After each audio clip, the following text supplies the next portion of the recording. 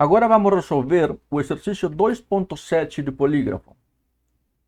O pistão mostrado na figura apresenta peso desprezível e área de secção transversal igual a 0,28 metros quadrados. Ele está se referindo a este pistão aqui, da cor rosa ou laranja, de acordo com como você preferir. E este pistão aqui está submetido a uma força F vertical, e também sabemos que a secção transversal do pistão, ou seja, a área do pistão em contato com o fluido, que é óleo, ele tem 0,28 metros quadrados.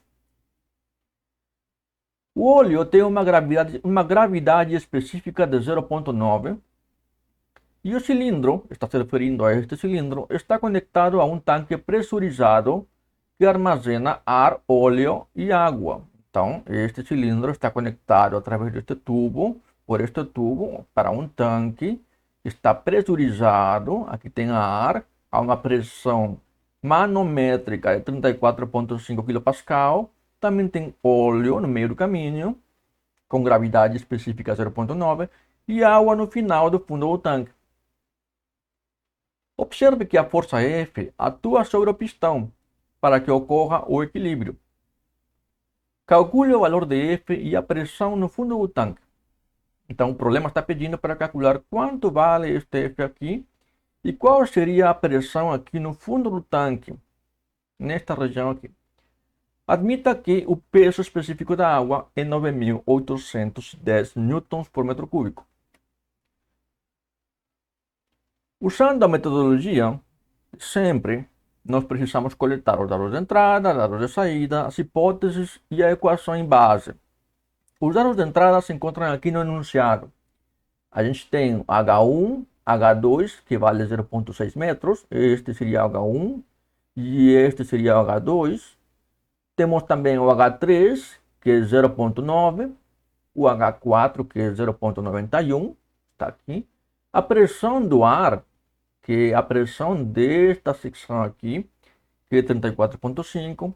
A gravidade específica do óleo, 0,9, ou chamada também densidade do óleo. O peso específico da água também temos aqui, 9.810 newtons por metro cúbico, e a secção transversal do pistão. Como dado de saída, a gente coloca o que o problema está pedindo, que são a força exercida sobre o pistão e a pressão no fundo do recipiente, ou do tanque, que eu denominei como pressão 4, que está aqui neste ponto 4 aqui. As hipóteses seriam, neste caso, para este problema especificamente, fluido em repouso, para poder aplicar a equação da hidrostática. E a equação base seria exatamente a equação da hidrostática, ou a equação para balançar as pressões neste sistema. Tá? Logo após ter todos estes dados, tá? Utilizando essa metodologia, nós precisamos caracterizar quais são os pontos estratégicos neste sistema.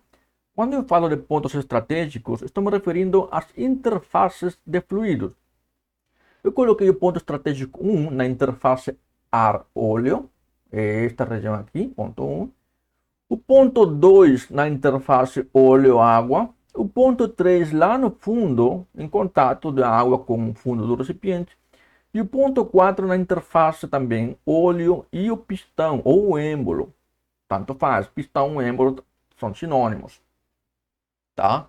Então é necessário caracterizar quais são esses pontos estratégicos. Segundo esta metodologia que eu estou empregando, esses pontos estratégicos devem ser as interfaces. Isso vai nos ajudar para poder entender qual seria o balanço das pressões para resolver o problema. Então, esse balanço de pressões, nós vamos fazer esse balanço de pressões aqui, entre o ponto 1 e o ponto 4. Tal como a gente falou na teoria, podemos começar pelo ponto estratégico 1 e depois terminamos no ponto estratégico 4. Tá? Começamos pelo ponto estratégico 1. Aqui, a pressão 1 nesta interface é a pressão do ar. Colocamos aqui a pressão do ar. Agora, a gente vê, sobe, a gente subtrai a pressão. Se o nível desce, você soma a pressão. Tá? Lembra do que a gente falou na teoria? Pois bem, como a gente está subindo, sobe a cota, a gente subtrai a pressão. A pressão, qual pressão? A pressão desta coluna de fluido aqui. Como estamos nesta interface, vamos para a próxima. Então, a coluna de fluido, a pressão exercida por esta coluna de fluido seria igual ao peso específico deste fluido, que é o peso específico do óleo, vezes a altura desta coluna de fluido. É isso que a gente colocou aqui, tá? Com o sinal negativo, porque a elevação sobe, a gente subtrai a pressão, tá? A elevação sobe, a gente subtrai a pressão. A elevação desce, a gente soma a pressão, tá? Igual a pressão aqui neste ponto. A pressão aqui neste ponto seria igual a força dividida pela área.